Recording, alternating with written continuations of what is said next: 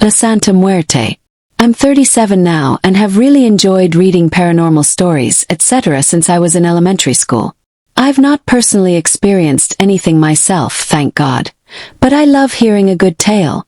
About a month ago, January 2014, my husband, kids and I went out of town to visit his dad's side of the family. This is where I heard this creepy story from the wife of my husband's cousin. First of all, most of the family is born-again Christians, as am I. And the father of said cousin is a pastor of a small Pentecostal church. On this particular night we gathered around the living room and began talking about God, singing songs, etc. when somehow the topic turned to demons, possessions and exorcisms and personal testimonies of such activities. By this point I'm getting super creeped out and my kids are getting really into this conversation. I don't really let them watch scary films or read such tales, much less get involved in such conversations. But I digress, so I began to talk one-on-one with Maria, and she tells me a story that was told to her by her mother. Maria is originally from the Texas/Mexico border, and the majority of the area is Catholic with a heavy mix of superstitious beliefs and even brujeria, witchcraft. Maria's mother, Rosa, is not a Christian. In fact, she was a heavy follower of La Santa Muerte. You can Google more info. La Santa Muerte is revered a lot by poorer families, and especially drug smugglers.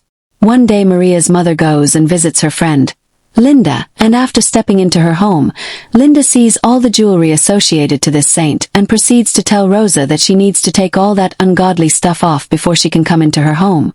So Rosa complies and spends a while visiting Linda. After Rosa leaves, Linda begins to feel uneasy and nauseous, very sick, and she doesn't know why, so she decides to retire early. Linda lives with her daughter Norma, and every morning they have coffee and conversation. Basically they have a great relationship. The next morning after Rosa's visit, Linda wakes up and pours herself coffee and sees her daughter Norma walk into the room rather grumpy and moody, so unlike her.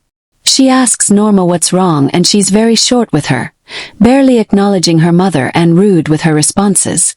Linda's a little concerned because her daughter has never acted this way before, so she asks Norma what's wrong.